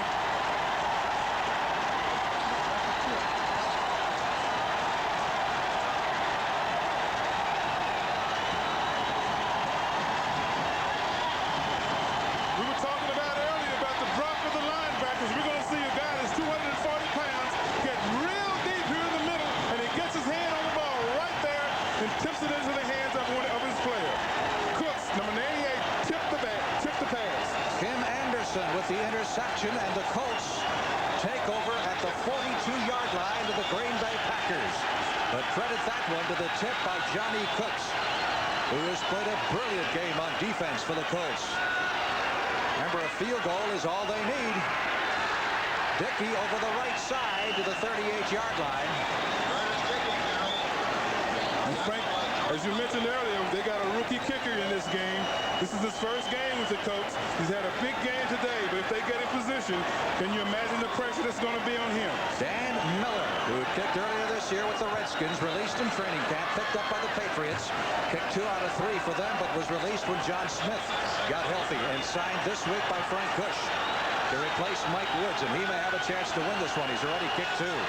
2nd and 6 from the 38-yard line of the Green Bay Packers. McMillan looking for some running room. Randy McMillan, who came up with the tying touchdown on that play where he just was blocked up the middle and then spun off a tackle and peeled around left end for the score. This game is of the utmost importance to the Green Bay Packers because, as you stated earlier, Frank, they have some tough opponents in front of them. They have Detroit on the road and they have Atlanta on the road, and Atlanta is in the playoff picture. They need this game. They've got to get a little closer. Right now, Miller would be kicking from better than 50 yards away. 3rd down and 5. Pagel over the middle, completes it to Dickey for the first down at the 27-yard line. Now, at this point, that would make it a 44-yard field goal attempt. Should they kick it from right here? He gets a good look. He's spending time to throw the football, and he's waiting for Dickey to come over the middle. Right here, a nice safe pass. Dickey hauls it in and gets the first down. Big catch by Curtis Dickey, the former #1 draft pick out of Texas A&M. And the Colts are calling timeout. Miller making sure those shoelaces are tied. 1st and 10. Colts with the football at the Packer 27. Timeout. We'll be back in a moment. 10. Colts with a 1st and 10 at the Packer 27-yard line. Just under 2 minutes deep in the overtime period. Cleveland Franklin taking the handoff from Pagel, and there is nothing there as he tries the left side. George Cumby, the right inside linebacker for the Packers, number 52, stacked him up. Again, they need to get it a little bit closer, ideally, for this young man, Dan Miller. Looking at where the Colts are on the field right now, they'd have to kick a 44-yard field goal to win this game. They're at the 27-yard line of the Packers. They have a 2nd and 10.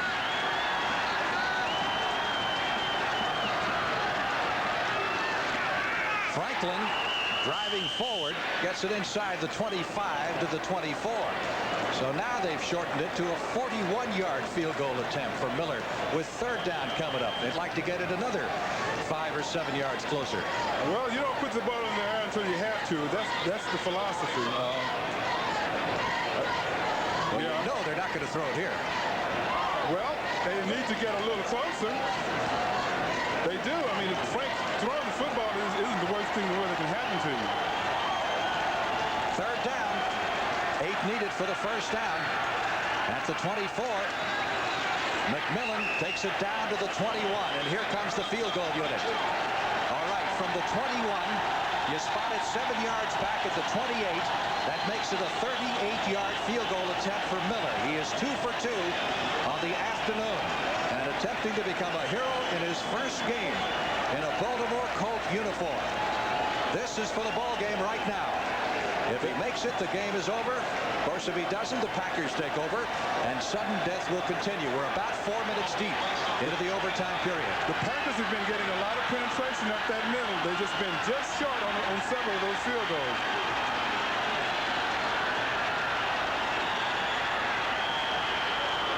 The 30-second clock has just run out, and that will cost the Colts 5 yards. No one kept track of the clock. They should have called timeout, because now he's going to have to boot it from 5 yards further back.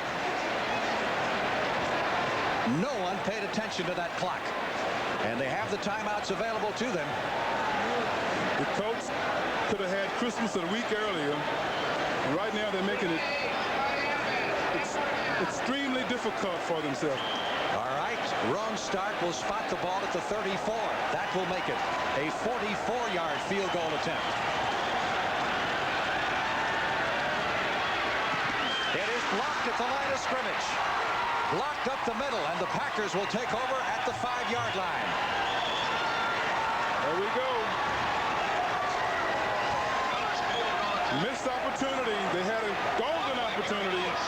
They didn't take advantage of it. Right here, they're getting the Packers getting an awful lot of penetration up the middle, and Gary Lewis gets a lot of height up there and blocks the field goal. You know, Lewis, number 81, who is a tight end from UTA, has now blocked a kick in each of the last 4 games for the Green Bay Packers, either an extra point try or a field goal attempt, and that may have been his biggest block of all, because that could have been the ball game.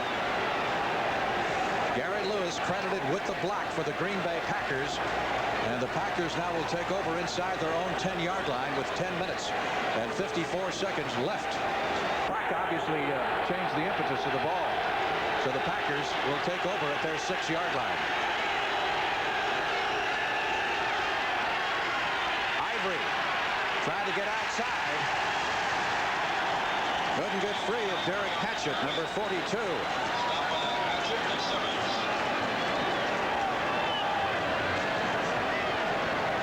He picked up 3 yards, 2nd and 7.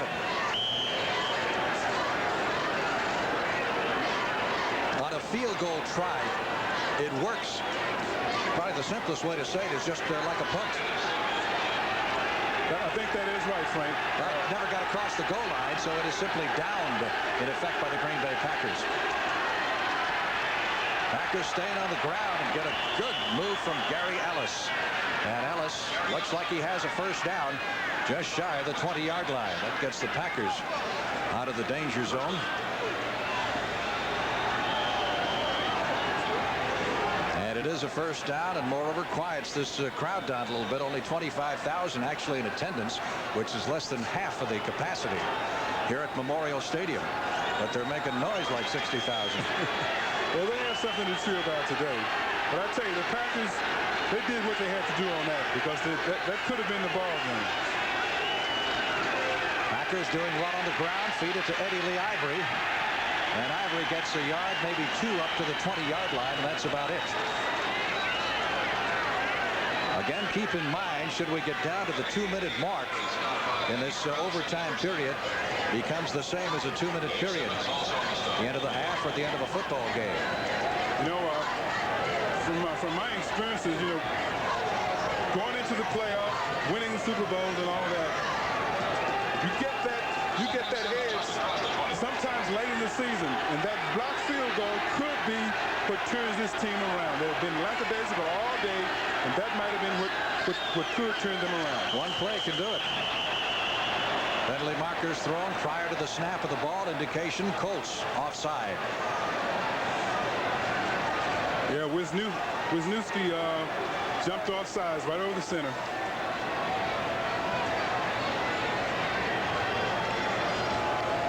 So Red Cashin, the referee, will walk off 5 yards, move it out to the 25-yard line. And the Packers will need about 4 for the first down. There's the encroachment. Number 69 on the defense. Still second down. That's the nose tackle, Wisniewski from Penn State. Rookie second-round draft choice. This is a good Packer football team, but they were kind of sleepwalking last week, and it's continued this week. And that block field goal could be the play that's going to wake them up. Well, obviously, in the last quarter there, they didn't have the killer instinct when they got the Colts down 20-6.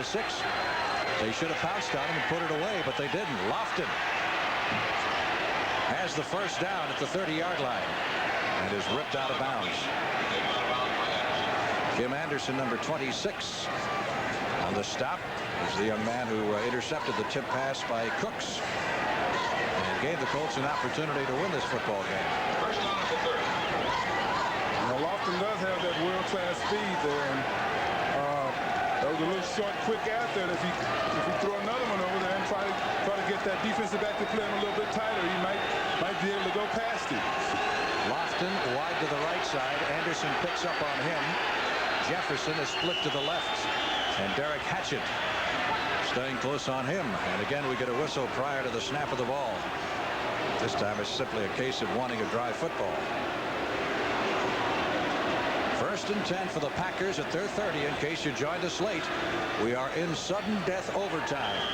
Packers had a 20-6 lead early in the fourth quarter, and then the Colts came back with 2 touchdowns to tie it with a minute left to play in the game. Lynn Dickey under pressure is torn down back at the 24-yard line. That appears to be a screen pass that never developed. Was Wisniewski coming up the middle, the nose tackle. You see number 69 Leo Harris take off, and they just let him go too far. They didn't get too much penetration. He did not hold him enough. Goforth did not hold Wisniewski long enough to let that screen pass develop. Second down, 16. Packers at their 24-yard line, 8.5 minutes left in the 15-minute overtime period. Dickey trying to pick up a first, goes long for Lofton. Lofton trying to field the ball, and there's a pass interference call against the Colts at the Baltimore 40-yard line. It was against Derek Hatchett, number 42, who they got earlier. Interference. Number 42 on the defense. First down. That was all he could do. You're going to see the ball laid at that perfectly, and Lofton had a step on him, and all Hatchett could do was to try to get across him and knock the ball down, but he had to put a hand on him just in case he missed it, just to prevent the touchdown. So a big pass interference call against the Baltimore Colts puts the Packers in business with a first down at the Colt 42-yard line. Jefferson left, Lofton right. Colts giving the Packers the blitz look. And they got it. Ivery. Big Donnell Thompson. Nothing there as they stop him at the line of scrimmage. Again, there's nothing wrong with your picture. That's just the snow coming down in Baltimore. Snow on your television is for real. It's been that way on and off most of the afternoon. Loss of a yard in the play by Ivery. It's 2nd and 11. As the Colts brain trust talks it over. Bratkowski along with Frank Kush.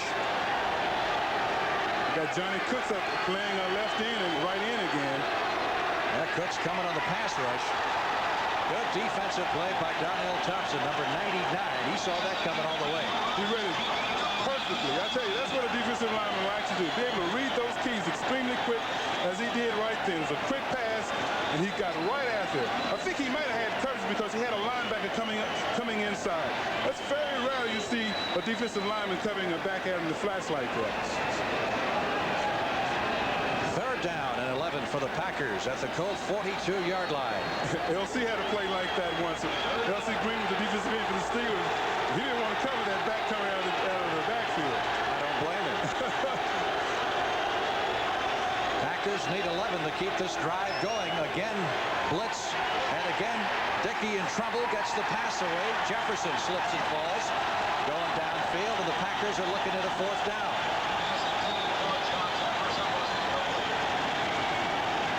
You know you see the blitz coming, but you got to get rid of the ball a little bit quicker than this. You're not going to have time to get a 20-yard pattern going. Right there he slips. The ball was behind him. Dickey was under tremendous pressure, and he had to get rid of the football. Stakowitz comes in to do the punting. 7 minutes and 22 seconds left in the overtime period. Bouza is deep along with Larry Anderson for the Baltimore Colts.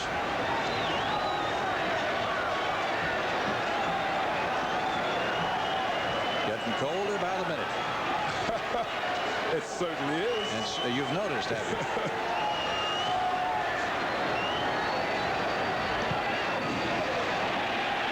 Number goes out of bounds at the 22-yard line. Stakowitz was aiming it from the near side coffin corner, but didn't get enough on it, and hooked it out of bounds at the 22. And that's where the game-tying touchdown. They threw the ball a great deal, and they didn't come out running the ball on 1st down. 1st down from the 22. It come out on 1st down throwing, and that one is almost picked off by Johnny Gray. Intended for Ray Butler, right in front of the Colt bench. You know, you begin to wonder now about the conditioning factor in this ball game. And you know, playing for Cush, you got to be in shape, because even on Monday after the game, first thing he does have the guys come out and run 4 miles. So you know they're in shape. The Packers, who knows? There's another way to look at that, Frank. That 4 miles can start to tail right now in the other direction. 2nd and 10.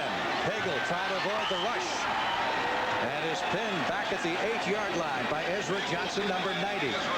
Great defensive move by the Packer defensive end. And the Packers now putting the Colts in poor field position. Back in his rookie year, Ezra Johnson, number 90, sacked the quarterback 20.5 times his rookie year. And that is a tremendous feat. I was looking at Ken Huff, the offensive guard of the Colts. You know, we were talking to Huff yesterday. He's one of the few veterans left on this Baltimore team. All of his friends have been traded or released. And he feels, with all the newcomers on this team, that he feels he's been traded, because he's playing with a whole new team. 3rd down, 22 needed for the 1st down for the Colts. Back on their 10-yard line. Pagel retreats to the goal line, gets the pass away to Sherwin.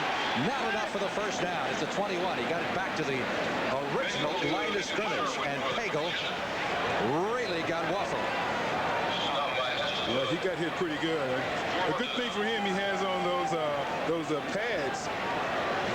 You know, those pads that the quarterbacks wear, they put around their ribs. A lot of the quarterbacks in the league wear those flak jackets now. Flak jackets. That's the word you're looking for, That's right? the word I'm looking for. All right, Roan Stark to punt. Epps is deep. Clock is moving with 6 minutes left in the overtime period. Oh, another great kick by Stark. Epps has to retreat to his 23-yard line. 25.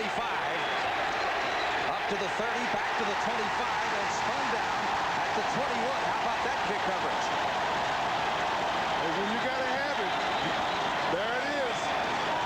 A tremendous punt and great coverage. Timeout here in 10 at their 24-yard line after the 52-yard punt. Dickey trying to get solid footing, and the pass is underthrown. He had Lofton wide open at the 45-yard line, but the footing is really getting treacherous right now, and the quarterbacks on both sides having trouble planting. More great NFL action like this upcoming next Sunday on CBS.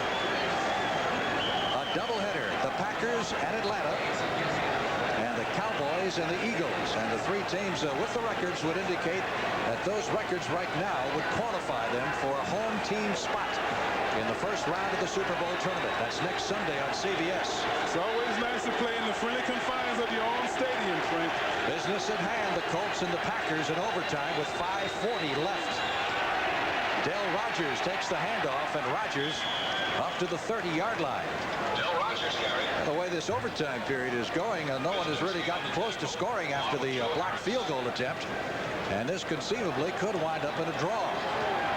I don't know if there's been a tie in the league this year. Well, Frank, we haven't had a whole lot of ball games to look at. That's true. This being the 7th weekend on what normally would be the 15th weekend out of 16. Were it not for the strike.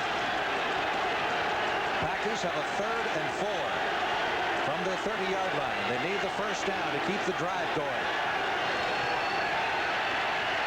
Dickey wide open. Jefferson 45, 50, and down to the 45. John Jefferson comes up with the big play, minus goggles. He did get open. He did get open. When you need the big play, guys like Jefferson can make it. You see all those moves he put on Glasgow? He put so many moves he fell down. That's why he was open over the middle. Just notice behind the Baltimore Colt bench that David Hum has begun to warm up for the Colts. The 8-year veteran out of the University of Nebraska. 1st and 10. Packers at the Colts 45-yard line. So Hum conceivably could be coming in. That's Jim Jensen, who has just come into the game. Fresh bodies. If you spoke of a few minutes ago, the length of this game might begin to tell on the conditioning.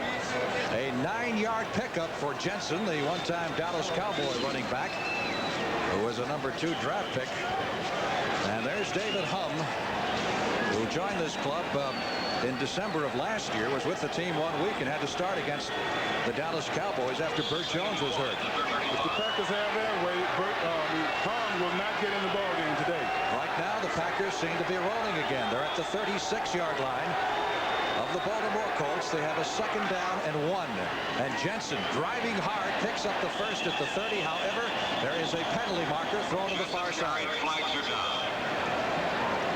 One of those Colt backers got a little bit too anxious, and he jumped early.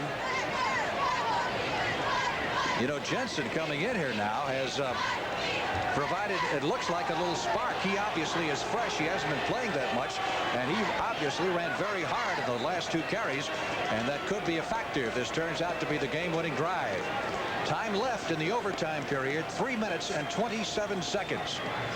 And the option lies with the Green Bay Packers, who really can't lose here. They pick up 5 yards, and will get the down over.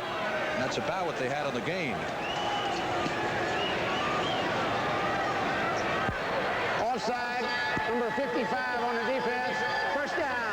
So either way, the Packers would have had the first down. That's the way the 2 quarterbacks have produced. Pagel, after a very slow start, really got it going, particularly in the last quarter when the Colts opened up.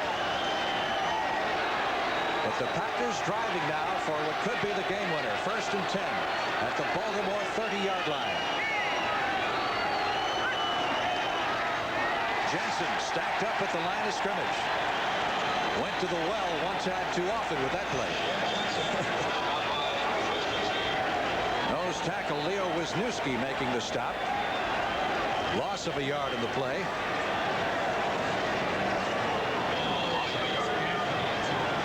Check the record books. The Colts are 2-2 in overtime games in the past. Packers have played 4. They've won 2. They've lost 1, and they tied 1, which went the full 15 minutes. 2nd and 11 for the Packers at the 31-yard line. And this one is in danger of going the full 15 minutes.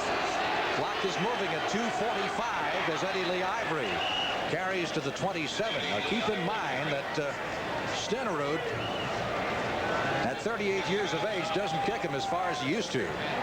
His long this year is 42 yards. And from right here at this spot on the field, you're looking at probably a 45-yard field goal attempt if the Packers don't pick up the first down. It's 3rd and 7. That's Stenerud with the jacket. He's staying warm. Talk about pressure. That's one guy you want kicking for you. He's been kicking in so many pressure situations. Passed with Kansas City and all. Ivory stacked up at the line of scrimmage. If anything, a loss of a half yard in the play. I don't understand it, Frank. They move the ball pretty good and get to the point right here where they're getting in field goal range, and then they get extremely conservative. I know the thinking in trying to pop that back through there, but you got to throw the ball. You have to throw the football. The official timeout is for the 2-minute warning. As we said, when you get down to the final 2 minutes in an overtime game, it is treated just like the final 2 minutes of the regular game. So this is the 2-minute warning. Alfie, now we Time period. And the Baltimore Colts will take over. They have one timeout left on minute 56 remaining in the overtime. Watch Bart Starr as he watched Stenerud kick the field goal. It's in the air, and he sees that it is no good. Again, considering field conditions, considering Stenerud's background and all, 47 yards is a little bit too much to expect. Baltimore takes over at the line of scrimmage at the 29. In their end of the field. Pagel still in the game despite the fact Hum was warming up. Pass is complete to the backup wide receiver. Bernard Henry, number 88. Not quite enough for the first down as the Colts are in their 2-minute offense. Pagel trying to scramble out of trouble. Delivers the football downfield, and Henry went for the spectacular John Jefferson diving catch at the Packer 40 and almost pulled it in. Pagel did an outstanding job of eluding the rush and getting rid of that football. A minute 32 seconds left in the overtime period.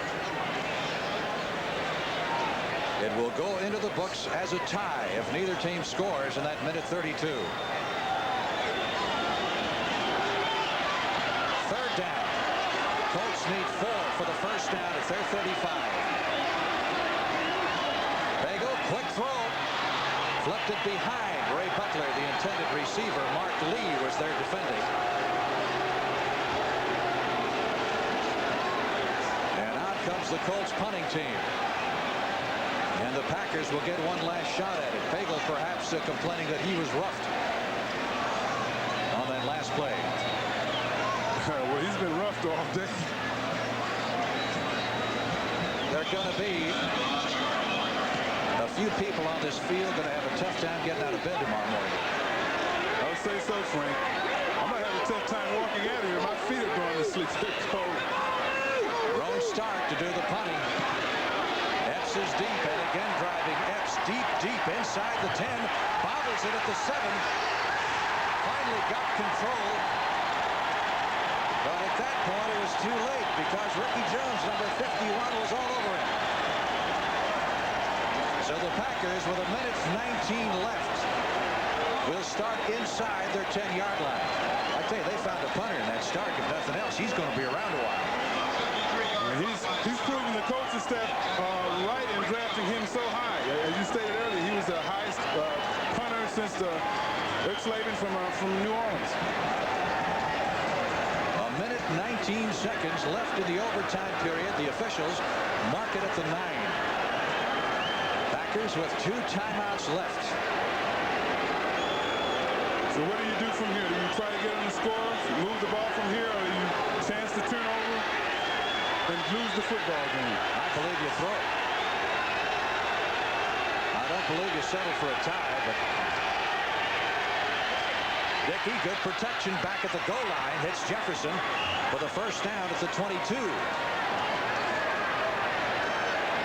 Clock continues to move. The Packers have 2 timeouts left. Let's see if they use one here. They haven't yet. Now they do.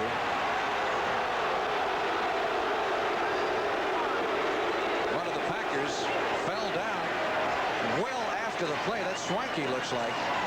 And he went down. How does it go for it? I think it's Swanky. It's kind of a delayed thing. He went down about the time they called the timeout. Timeout. Packers are down to their last timeout now. They have a first down at their own 22-yard line with 59 seconds left in the overtime period. Score tied at 20. Dickey over the middle, intended for Epps. That'll set up 2nd and 10. He had 5 receivers in the pattern that time. That's it's kind of tough when you do that. You're leaving yourself open to the rush. Both teams have fought tooth and nail here, but neither has been able to sustain a scoring drive in the overtime period.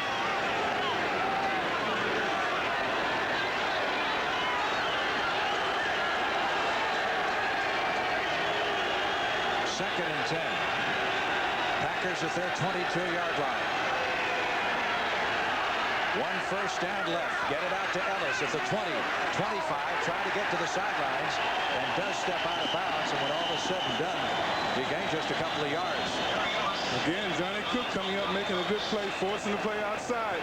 He lined up on the line as a down lineman at the right end position, and he dropped back into coverage as he's been doing in part today.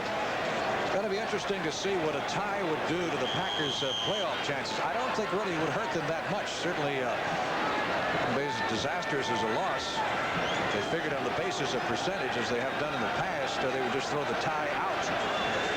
Packers would have, in essence, a 4-2 record, which would still leave them in pretty good shape. Now, that's not the worst thing that could happen to them. But what they want to do is make sure that they want to try to go for it, but they got to keep that ball deep. 3rd and 9 play here. Dickey intended for Jefferson over the middle. 4th down, and the Packers will punt with 41 seconds left. And with the punt, in all probability, will go Green Bay's hopes of salvaging any more than a tie. Packers were ahead 20-6 early in the 4th period when the Colts came on.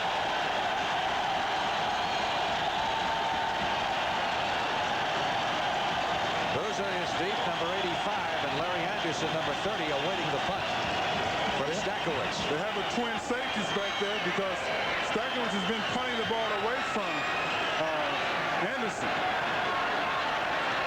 Colts just have 1 timeout left.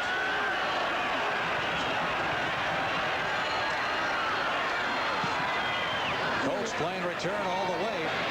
Anderson at the 30. Slips and falls.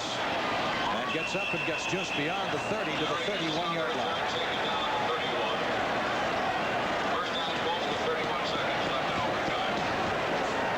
31 seconds left in the overtime period. The executive producer of the NFL on CBS is Terry O'Neill.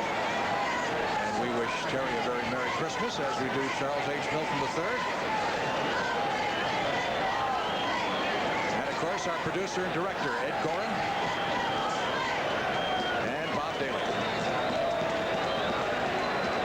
Since we can't do it visually, we will do it audio-wise. 1st and 10 Colts. Here's Baltimore's last shot with 31 seconds left in overtime. Out to Dickey. And Dickey is dropped at the 28-yard line for a loss of a yard or 2 on the play. Colts had 1 timeout left. He did not get out of bounds.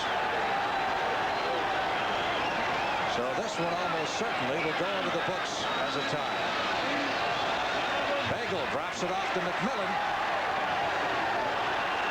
And he is down at the 34-yard line, and we're down to 1 second left to play in the game. And the Colts have, I would certainly say, waited until the last possible moment to use their last overtime. They most certainly did.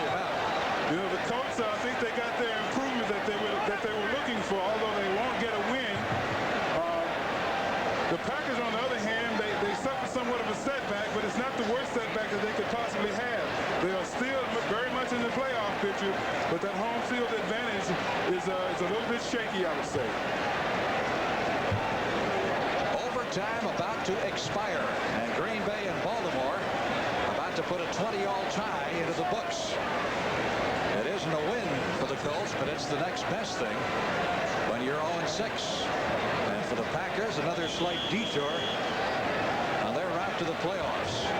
They will have gone the full 15-minute overtime period, each team with a field goal attempt from long range in overtime.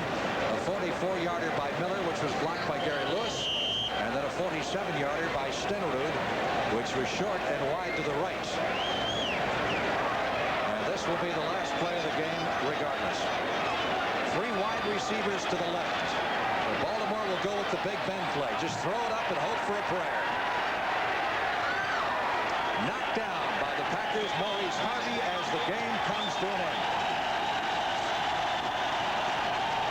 Well, for the Colts, it's got to be some sort of a moral victory to come back as they